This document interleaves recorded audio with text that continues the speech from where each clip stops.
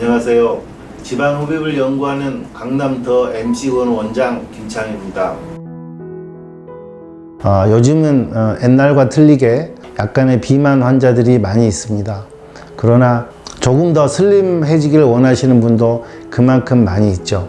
그래서 수술요법인 지방흡입으로 라인을 교정하시는 분들이 많이 있습니다.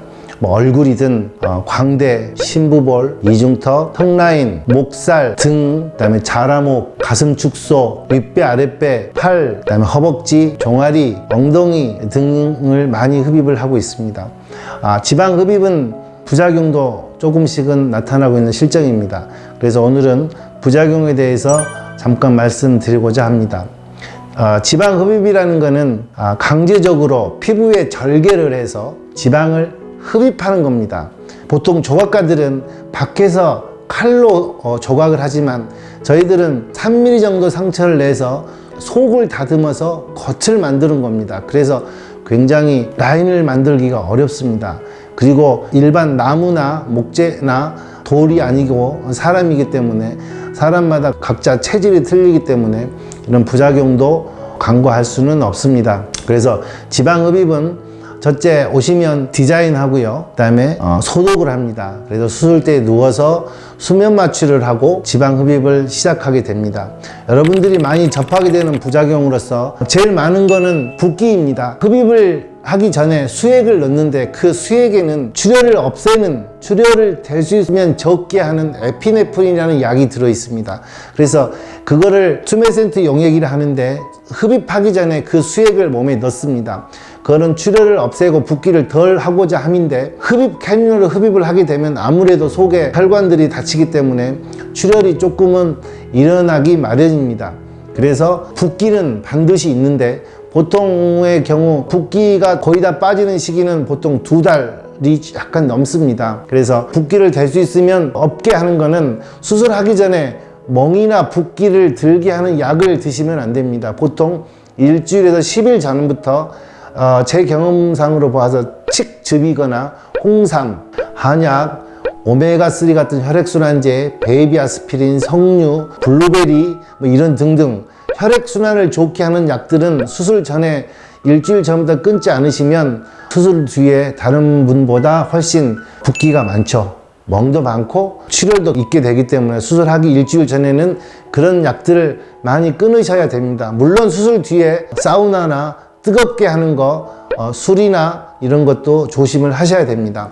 그래서 붓기, 보통 붓기는 한 2달 정도 가고요. 멍은 2주 정도 갑니다. 보통 빠르신 분들은 일주 안에 없어지기도 하지만 보통 2주 정도, 멍은 2주 정도 가고요. 그다음 혈종이라는 거는 피부 겉에 층만 주로 흡입을 했을 경우 그쪽에 데드 스페이스라는 게 있어요. 디펙트가 많으면 많을수록 수액이나 피들이 고여있기 때문에 혈종을 방지하려면은 층층이 고르게 흡입을 하셔야 됩니다. 그러면 혈종은 예방할 수 있고요.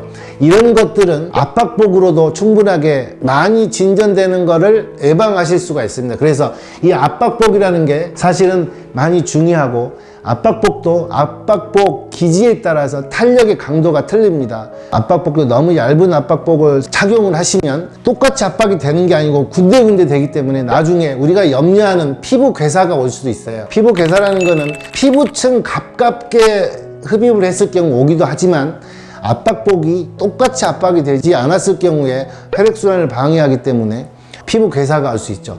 보통 피부 괴사 같은 경우는 압박복을 처음에 입지 않고 탄력붕대 같은 경우를 사용하는 경우도 이런 일이 생길 수도 있습니다. 또는 너무 피부 가깝게 하게 되면 색소 침착이 오는데 색소 침착은 흡입을 하게 되면 혈관이 터져서 피 속에 있는 헤모그룹이라는 게 있어요. 그게 진피층에 고여서 생기는 건데 이건 일종의 문신과 같아서 물론 시간이 지나가면 많이 해결은 됩니다. 그래서 피부 괴사, 색소 침착이 올 수 있고 울퉁불퉁함은 그 의사 선생님들의 스킬이기는 하지만 선천적으로 지방이 굉장히 딱딱하신 분들이 있어요. 만졌는데 굉장히 딱딱하신 분들이거나 첫 수술 한번 하셨던 분들이거나 또는 딱딱한 부분이 승마살 쪽이나 등 쪽, 팔 앞쪽 굉장히 피부가 얇은 쪽 이런 데 울퉁불퉁함이 올 수는 있는데 될 수 있는 대로 울퉁불퉁함이 생기지 않으려면 미세 얇은 관으로 핸드메이드 기계식을 사용하지 않고 흡입을 하셔야 됩니다. 보통 상처는 복부 같은 경우 팬티 안에, 배꼽 속에, 엉덩이 팬티 안에 이렇게 내지만 보통 미세관을 쓰면 3mm 정도 생기고 또는 스킨 프로텍터라는 흉터가 커지지 않고 색소 침착이 안 되는 프로텍터를 쓰기 때문에 지금은 그렇게 크게 걱정은 안 하셔도 됩니다. 좌우 비대칭은 보통 우리가 좌우가 비대칭이 있는데 이거는 한쪽에 지방이 많아서 생기는 게 아니고 근육량이나 뼈의 모양 이런 것 때문에 생기기는 하지만 보통 좌우 비대칭을 없애는 방법들은 균일하게 지방흡입을 하거나 또는 보통 병원마다 각자 하는 방법이 틀리는데 시간을 재서 할 수도 있고 보통 여기에서 5분 했으면 이쪽도 5분 보통 병원마다 타이머가 있어요. 타이머를 하거나 오래된 경험으로 보면 우리가 그 좌우 비대칭은 예방할 수가 있습니다. 그 다음에 수면 마취에 대한 부작용인데 보통 우리가 그 우유주사라는 프로포폴을 사용하는데 프로포폴은 그 전에 사용했던 여러 가지 수면 마취 약보다도 굉장히 안전한 약입니다. 그래서 수면 마취에 대한 부작용은 거의 없습니다. 그렇지만 수술을 하고 나서 환자를 방치했을 경우 수술을 하고 나서 회복실에 환자를 놓고 다른 일을 봤다든지 다른 수술을 했다든지 그랬을 경우에 가끔 문제가 되는 경우는 있지 수술 중에 프로포폴 사고는 사실 거의 없다고 보면 됩니다. 이 정도는 의사분들이 응급조치를 다 할 수 있기 때문에 그렇게 크게 걱정은 되지 않습니다. 보통 염증은 우리가 수술하고 염증이 생기는데 우리가 소독은 열심히 하거든요.